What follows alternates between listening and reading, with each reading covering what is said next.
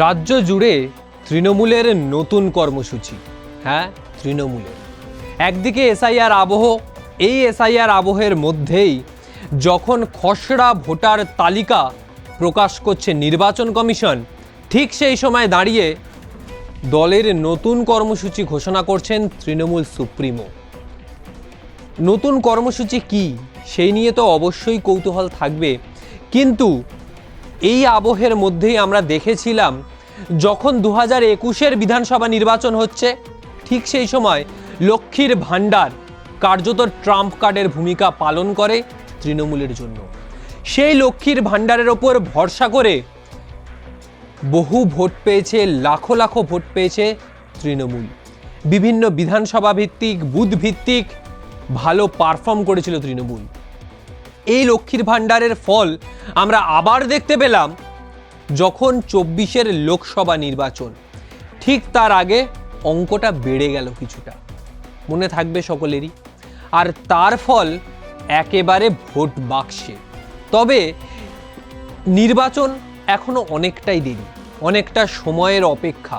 আর এই সময়ের মধ্যে দাঁড়িয়ে যখন দেখতে পাওয়া যাচ্ছে যে একেবারে ময়দানে নেমে পড়েছে তৃণমূল, কারণ এক সেকেন্ড সময় আর নষ্ট করতে চাইছে না তারা চাইছে যত দ্রুত সম্ভব জনসংযোগে নামতে। কারণ একাধিক প্রকল্প, যে প্রকল্পগুলো কার্যত সম্মুখ সমরে নামছে, তৃণমূলের বিরুদ্ধে ওঠা বিভিন্ন দুর্নীতির অভিযোগ, বিভিন্ন রকমের নারী সুরক্ষা, একাধিক বিষয় নিয়ে কিন্তু সমস্যার সম্মুখীন হচ্ছে তারা। আর এই পরিস্থিতির মধ্যে দাঁড়িয়েই আমরা দেখেছিলাম যে কোনো নির্বাচনে জনসংযোগ অত্যন্ত গুরুত্বপূর্ণ ভূমিকা পালন করেছে নির্বাচনে, বাংলার নির্বাচনে। আর এই জনসংযোগকেই এবার হাতিয়ারে করে নির্বাচনকে পাখির চোখ করে নামছে তৃণমূল। কিছুদিন আগে আমরা দেখেছিলাম যে উন্নয়নের পাঁচালী নিয়ে আবার অনুষ্ঠান হলো নজরুল মঞ্চে। উন্নয়নের পাঁচালীর সেই গান, যে এই 15 বছর তৃণমূল ক্ষমতায় রয়েছে, 2011 থেকে 2025 শেষ হতে চলল, এই সময়ের মধ্যে দাঁড়িয়ে কি কি উন্নয়ন বা কি কি জনকল্যাণমুখী কাজ করেছে রাজ্যের শাসক দল, সেই সমস্ত খতিয়ান নিয়ে সাধারণ মানুষের দরজায় দরজায় যাবেন নেতা মন্ত্রী সকলেই।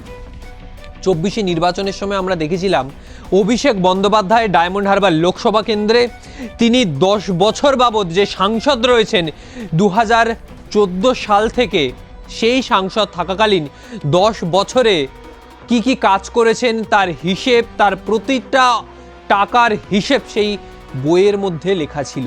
যে বই পৌঁছে গিয়েছিল ডায়মন্ড হারবারের প্রতিটা বাড়িতে।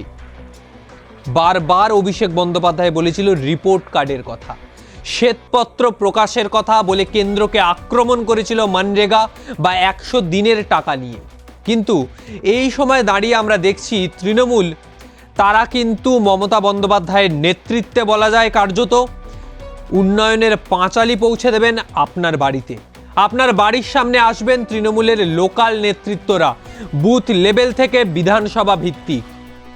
মূলত এই প্রোগ্রাম হবে বুথ লেভেল ভিত্তিক, প্রতিটা বুথকে টার্গেট করে সেখানে নেতা মন্ত্রীরা যাবেন, সকাল থেকে র্যালি চলবে গোটা বুথ জুড়ে, বিভিন্ন জায়গায় প্রতিটা পাড়ায় পৌঁছে যাবে এবং লক্ষ্মীর ভাণ্ডার, কন্যাশ্রী, স্বাস্থ্যসাথী, পথশ্রী, যুবশ্রী, রূপশ্রী, দুয়ারে সরকার, একাধিক যে জনকল্যাণমুখী প্রকল্পগুলো রয়েছে সেইগুলোর খতিয়ান তুলে ধরবে আপনাদের সামনে।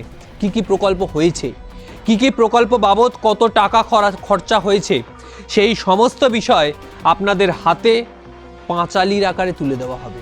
সেগুলো আপনারা দেখে বিচার করবেন যে আগামী সময় তৃণমূলকে আবার সরকারে আনবেন, নাকি এবার পরিবর্তন প্রয়োজন বাংলা এবার সত্যিকারের পরিবর্তন চাইছে কি, সে সমস্ত বিচার আপনাদের উপর।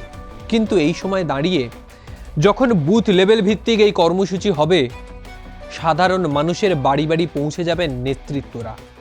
আমরা দেখেছিলাম স্টার ক্যাম্পেনার একটা শব্দ, যে শব্দ 2024 নির্বাচনে গুরুত্বপূর্ণ ভূমিকা পালন করেছিল। বেশ কয়েকজনের তালিকা যারা স্টার ক্যাম্পেনার ছিল, বিভিন্ন জায়গায় বিভিন্ন লোকসভায় বিভিন্ন বুথে তারা পৌঁছে গিয়েছিলেন সভা করতে, রোড শো করতে, র্যালি করতে।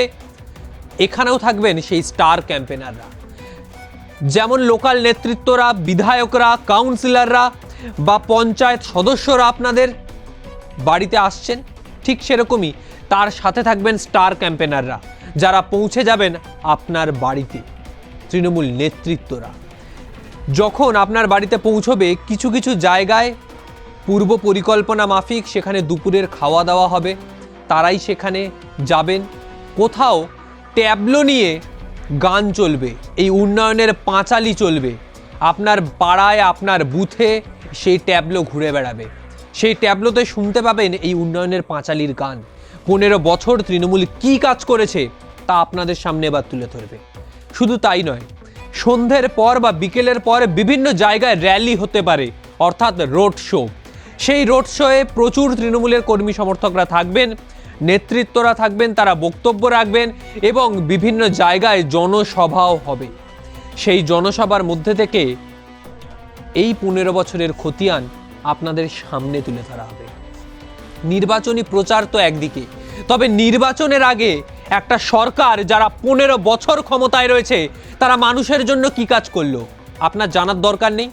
তারা কি কি প্রকল্প করেছে, সেই প্রকল্প বাবদ কি কি সুযোগ সুবিধা আপনারা পেয়েছেন, আপনাদের কি কি স্বার্থ রয়েছে বা আপনারা আরও কতটা সরকারের থেকে সুবিধা পেতে পারেন, আপনাদের জানার অধিকার রয়েছে।